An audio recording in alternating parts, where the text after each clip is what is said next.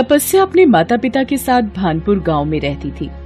तपस्या बचपन से ही भगवान शिव की भक्ति करती थी। उसका नियम था रोजाना सुबह सुबह शिव मंदिर में जाना और पूरे मंदिर की साफ सफाई करके शिवलिंग की पूजा करना। तपस्या के पिता किसान थे। एक छोटी सी जमीन पर जो थोड़ा बहुत अनाज उगता उसे बेचकर थोड़े बहुत पैसे कमा लेते थे। तपस्या 12वीं पास थी। पैसों की तंगी के कारण वो शहर पढ़ने नहीं जा सकी। गांव में ही रहकर वो बच्चों को एक आंगनबाड़ी स्कूल में पढ़ाती थी। सबसे प्यार से बोलना, बड़ों की इज्जत करना उसके स्वभाव में शामिल था। एक दिन, अरे तपस्या बिटिया, आज बड़ी सुबह सुबह मंदिर की साफ सफाई कर दी। जी पंडित जी, आज स्कूल के बच्चों की परीक्षा का दिन है। थोड़ा जल्दी स्कूल पहुंचना है तो सोचा आज तड़के ही उठ जाऊं।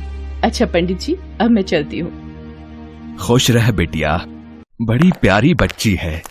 भगवान भोलेनाथ की परम भक्त है ये अपनी तपस्या। तपस्या स्कूल पहुंचने के लिए जल्दी में थी। अचानक वो किसी से टकरा जाती है। अरे इतनी जल्दी में कहाँ जा रही हो तपस्या? मेरे सामने से हट जाओ गजेंद्र, वरना मैं पिताजी को बोलकर ठाकुर साहब से तुम्हारी शिकायत लगा दूंगी। अरे तू क्या शिकायत लगवाएगी? तेरी बात ठाकुर साहब मानेंगे तब ना। जाकर देख ले ये भी। गजेंद्र ठाकुर का खास नौकर था। वो तपस्या को हर समय आते जाते तंग करता था। तपस्या इन बातों से बहुत दुखी होती थी। अब उसने अपने पिता को बोल ही दिया, बापू, ये गजेंद्र की हरकतें बढ़ती जा रही हैं। जब देखो राह में रास्ता रोककर परेशान करता है। तू परेशान मत हो बेटा, मैं अभी ठाकुर के पास जाता हूँ और इस बारे में बात करता हूँ। राम प्रसाद ठाकुर भान सिंह के पास जाता है और गजेंद्र की सारी बात बताता है।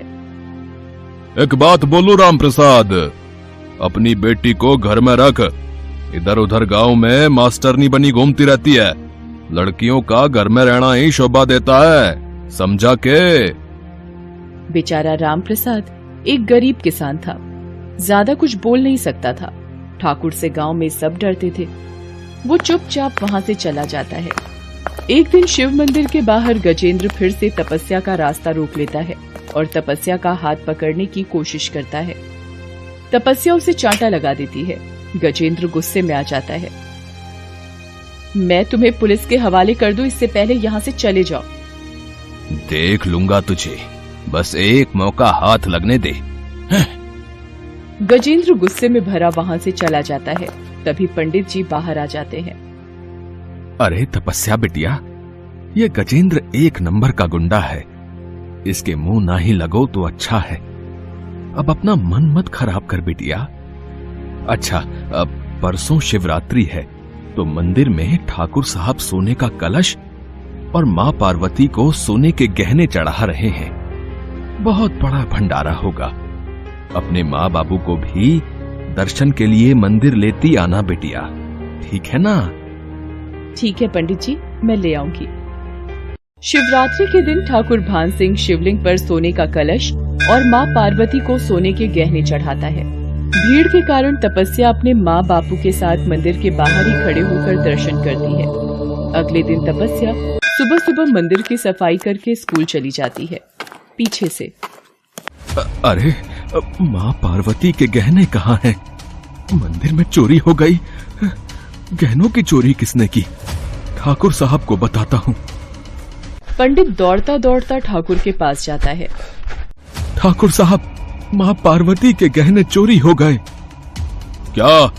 अरे किसकी हिम्मत है जो इस गांव के मंदिर में मेरे द्वारा चढ़ाए गए गहनों को चोरी कर ले? पिताजी, मुझे टॉफी खानी है, अभी इसी वक्त। अरे ठकुराइन, अरे ये बंसी को अंदर ले जा, यहाँ जरूरी बात चल रही है। ठाकुर का बेटा बंसी कुछ साल पहले सिर में आई चोट के दौरान मंद बुद्धि हो गया था। बहुत इलाज कराने के बावजूद भी वो ठीक नहीं हुआ था। अरे ओ गजेंद्र, जरा जीप निकाल, मंदिर में गहनों की चोरी हो गई है। पिताजी, मैं भी आपके साथ चलूंगा।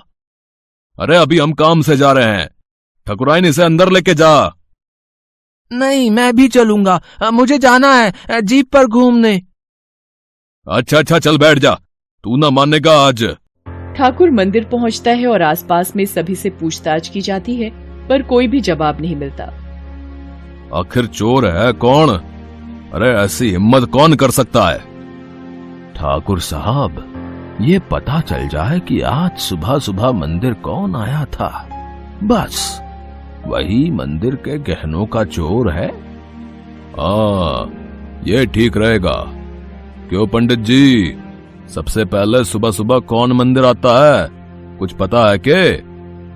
ठाकुर साहब, सुबह सुबह तो बस तपस्या बिटिया ही मंदिर की साफ सफाई करने आती है और पूजा पाठ करके चली जाती है, पर उसे तो ये कार्य करते हुए बरसों बीत गए। अरे पंडित जी, इंसान की नियत बदलते देर नहीं लगती।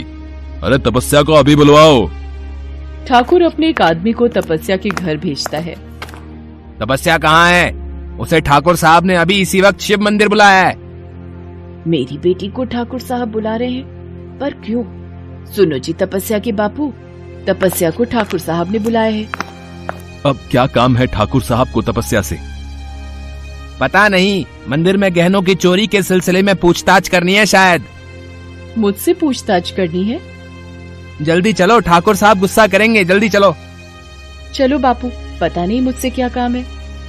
तपस्या शिव मंदिर पहुंचती है। अरे तपस्या, सच सच बता दे, मंदिर के गहने तूने कहाँ छिपाए हैं? कौन से गहने ठाकुर साहब?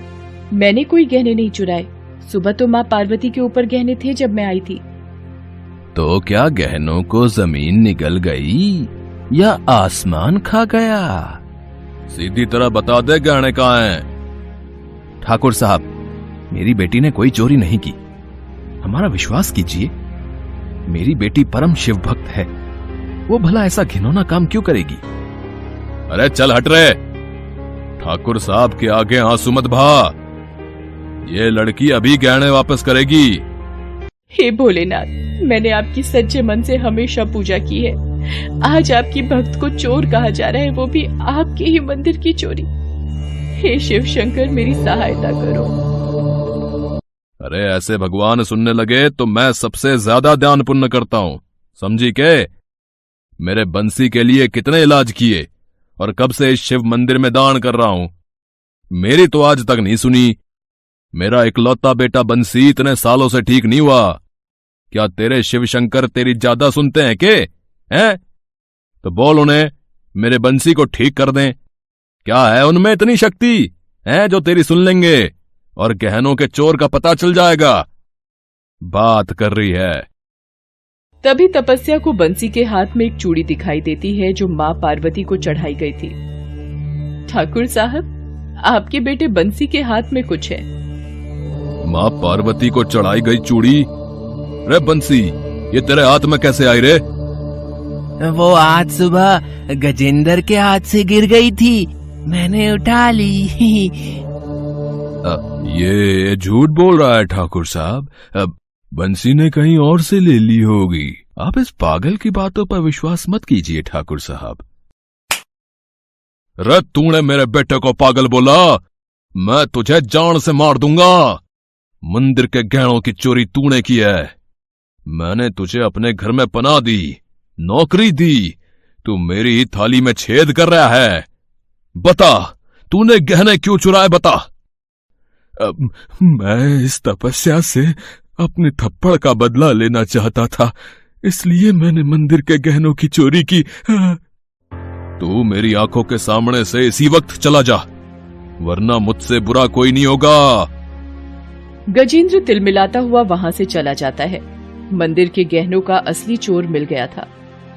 तपस्या बिटिया, मैंने तेरी शिव पूजा की शक्ति देखी है मेरी बेटी। मेरे बेटे को ठीक करने के लिए भी एक बार अपने भगवान शंकर को विनती कर दे।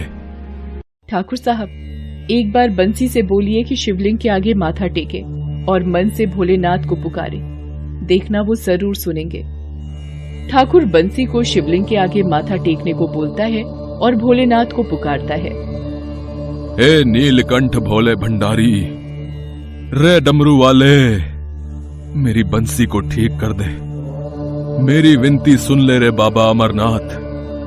ठाकुर के साथ साथ सब लोग शिवलिंग के आगे हाथ जोड़कर खड़े थे कि तभी पिताजी क्या हुआ? आप ध्यान मग्न हो गए?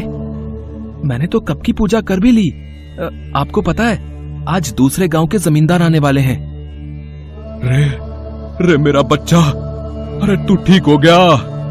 ए शिव शंभू, ए भोलेनाथ, अरे आपकी महिमा अपरंपार है। आज ये सब तपस्या बेटी तेरे ही कारण हो पाया है। ये सब मेरे भोलेनाथ की कृपा है। इनसे सच्चे मन से कुछ भी मांगो तो इच्छा पूरी करते हैं। तपस्या बिटिया, मैंने तुझ पर चोरी का गलत इल्जाम लगा दिया, उसके लिए मुझे माफ कर दे मेरी बेटी। ठाकुर साहब, आज आपका बेटा ठीक हो गया, मुझे इसी बात की खुशी है।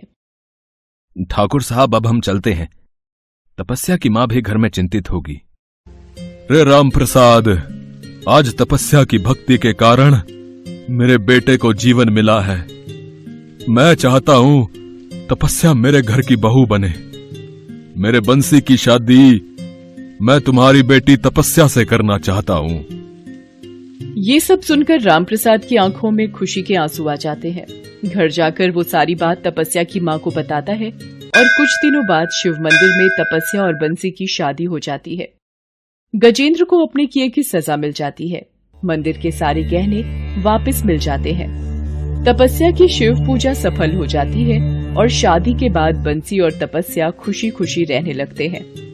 ठाकुर भी अपने बेटे को सही सलामत देखकर खुश हो जाता है और उस दिन से ठाकुर का स्वभाव भी सब गांव वालों के लिए अच्छा हो जाता है। तपस्या के माँ बापू भी अपनी बेटी का घर बसा देखकर शिव जी को धन्यवाद देते हैं।